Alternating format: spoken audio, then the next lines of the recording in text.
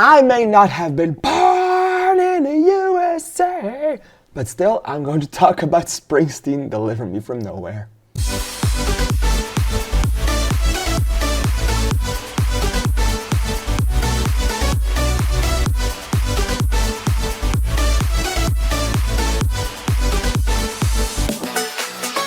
I'm absolutely sorry about that intro. I thought it was going to be funny.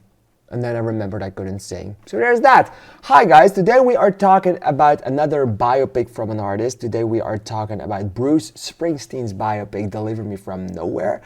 And let's just get straight into it. This film is a lot different from other biopics that you may have seen over the last couple of years since Bohemian Rhapsody made sure that artist biopics became a thing that was kind of popular to do. And the way it does things differently is because the story of Bruce Springsteen felt different than others. And also the structure of the biopic was a lot different than what we are used to from biopics. It's not from childhood to death. It's not from childhood to rise of fame. And that's something I deeply appreciate from this film. It only focuses on the creation of an album and the feelings that Bruce Springsteen has to go through while they are making that album. So it's only a very, very, very small portion of the film. It's only a very small portion of this man's life, which is something I deeply appreciate as both a blessing and a curse.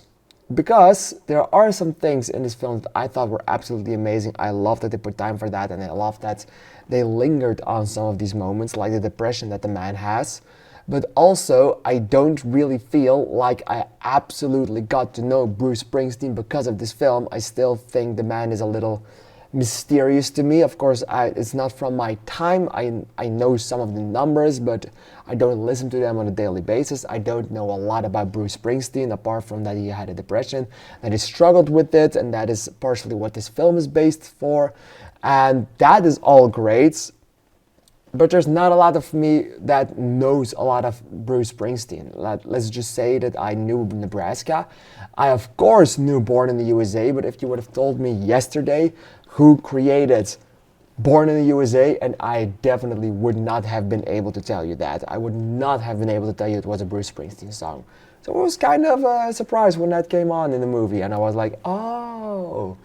Another thing I deeply love about this film is just the fact how this film in particular is so incredibly different from the other biopics in terms of what you're thinking about.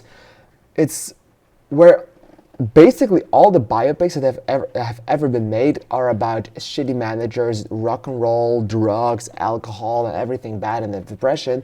This solely focuses on a small part of the depression that Bruce Springsteen had, and whereas most biopics are as flat as just showing us why this man wanted to become famous and find fame through himself, in Springsteen, they go at it from an entirely different standpoint, and this movie isn't about trying to find fame through yourself, it's about trying to find yourself through the fame, which is something I absolutely enjoyed and I absolutely loved and felt was very, very, very welcome. This movie also doesn't have any cunty managers, so that is a breath of fresh air as well.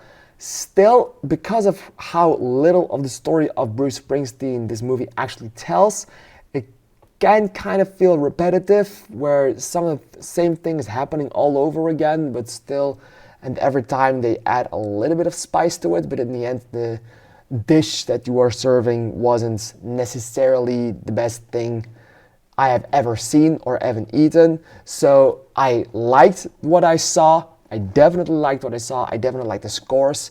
And I also really, really, really love the performances of this. I just have to say it's not the best thing ever in my opinion. I thought it was good. I thought it was informative, but I kind of wanted a little bit more. But I'm still very happy that this isn't just your top-of-the-mill biopic. I think the next biopic we are going to have about an artist is the one from Michael Jackson coming in April. And if you're talking about the next biopic coming, well, that's going to be for next week when we are reviewing The Smashing Machine. Alright, in the end, I will give this film 3.5 stars and a heart. I thought it was geniusly made. I thought it was perfectly crafted. I just thought that the story could have had some more moments for us to shine with this film completely. In the end, I'm going to give it 3.5 stars, as I just said. How many are you going to give it? Please let me know in the comments down below, because I'm really excited to hear your opinion on it. I want to thank you for watching, and I'd like to see you in the next video. Thank you, and bye bye.